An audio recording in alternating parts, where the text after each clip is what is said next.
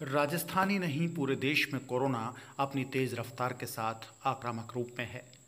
दूसरी लहर ने बहुत कुछ हद तक लोगों की जिंदगी छीनने का काम किया है। देश की मोदी सरकार हो या फिर राजस्थान की अशोक गहलोत सरकार, अपने स्तर पर दोनों ही सरकारें अच्छे से अच्छा करने की कोशिश कर रही हैं। लेकिन इसके बाद भी जो हालात आज देश के और राजस्थान के हैं वो सबके सामने हैं। कहीं ऑक्सीजन की कमी है, कहीं बेड्स की कमी है, तो कहीं इलाज के लोग भटक रहे हैं। कोविड-19 की जो RT-PCR रिपोर्ट है वो भी आने में विलंब है। ऐसा क्यों? ऐसा इसलिए कि हम समय रहते संभले नहीं, हम चेते नहीं। यदि हम पहली लहर के बाद ही गंभीरता के साथ चेत जाते तो आज जो दिन हमें दिखाई दे रहे हैं, हम उन दिनों से कोसों दूर होते, सब कुछ ठीक ठाक चल रहा होता। लेकिन ऐसा भी नहीं कि दोनों ही सरकारों ने कुछ ना किया हो। सरकारों की करना जिम्मेदारी है और होनी भी चाहिए, और देश की मोदी सरकार और अशोक गहलोत सरकार इस जिम्मेदारी को बखूबी निभाने की पूरी कोशिश कर रही है। लेकिन नतीजे अपेक्षित नहीं हैं। इसी बीच जनता की भी जिम्मेदारी बनती है, सरकार की गाइडलाइन की पालना मुस्तैदी से करने की जिम्मेदारी। हम आखिर इतने लापरवाह क्यों हो जाते हैं? हम क्यों हर बार सरकारों के माथे इन सब का ठीकरा फोड़ देते हैं? ये बात सही है कि सरकार से सवाल पूछना हमारा अधिकार है। हम पूछेंगे, एक बार नहीं 10 बार सरकार से सवाल पूछेंगे, चाहे देश की मोदी सरकार हो या फिर राजस्थान की अशोक गहलोत सरकार। लेकिन जो अव्यवस्थाएं होती हैं उन सब का पूरा ठीकरा सरकारों के सिर पर मंडना भी गलत है। हमें भी सरकारों के साथ साथ देना होगा, हमें भी मदद करनी होगी लोगों की, हमें भी कोरोना गाइडलाइन की पालना करनी होगी ताकि संक्रमण की चैन पूरी तरह से टूट सके। और हम सबको अपने अंदर एक इच्छा शक्ति भी जागृत करनी होगी। जो सरकार जो गाइडलाइन दे रही हैं उनकी पालना करनी होगी, लोगों को समझाना होगा कि किस तरीके से वो गाइडलाइन की पालना करें। इन सब के इतर ऐसा नहीं कि अभी कुछ दिन पहले राजस्थान के मुख्यमंत्री अशोक गहलोत ने वीडियो कॉन्फ्रेंसिंग के माध्यम से आला अधिकारियों की बैठक ली, और इस बैठक में उन्होंने अधिकारियों को साफ कहा कि किसी भी हालत में लापरवाही बर्दाश्त नहीं होगी। सीएम गहलोत ने यह तक कहा कि चाहे जनता के हितों के लिए, राजस्थान की जनता की ज़िंदगी बचाने के लिए कितना ही बजट मुझे झोंकना पड़े, मैं झोंक दूंगा। इन सब से मैं बिल्कुल भी पीछे नहीं हटूंगा। इससे अंदाजा लगाया जा सकता है कि प्रदेश की गहलोत सरकार राजस्थान के नागरिकों की जी जान के लिए किस हद तक सोच रही है। राजस्थान के जो मुख्यमंत्री हैं अशोक गहलोत, निश्चित रूप से अपने आप में एक संवेदनशील मुख्यमंत्री हैं, कुशल प्रशासक भी हैं। वहीं देश के प्रधानमंत्री मोदी की बात करें तो पीएम मोदी भी इन मामलों में काफ़ी संवेदनशील हैं। लेकिन इन मामलों में भी कई बार सियासत हो जाती है, जबकि ऐसा होना चाहिए कि इस तरीके के मामलों में ये देश में जो संकट है इस समय उस पर सियासत किसी भी तरीके से नहीं होनी चाहिए। लेकिन न जाने क्यों राजनीति इन सब पर भी हावी हो जाती है और आरोप लगने लगते हैं।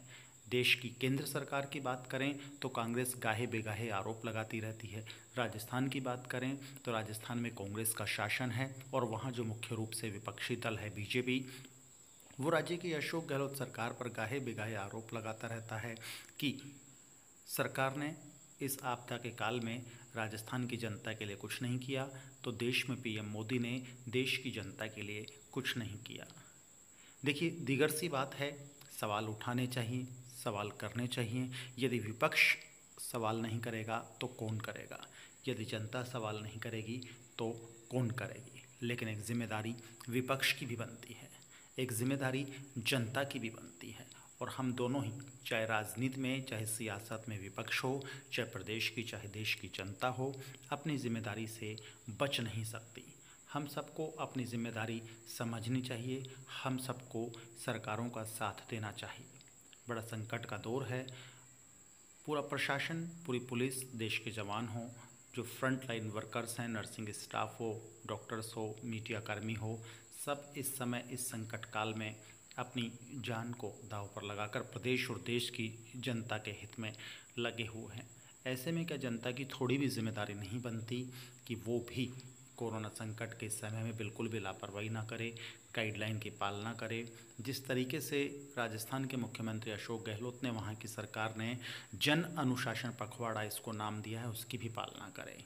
लेकिन एक अपील ये है कि सरकारों को समय रहते अभी और कुछ करना होगा।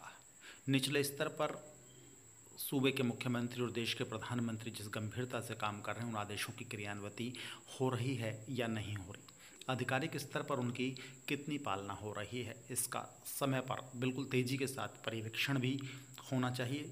सरकारों को चाहिए कि आदेश देने तक सीमित ना रहे, बैठक लेने तक सीमित ना रहें, वीसी के माध्यम से समीक्षा करने तक सीमित नहीं रहें।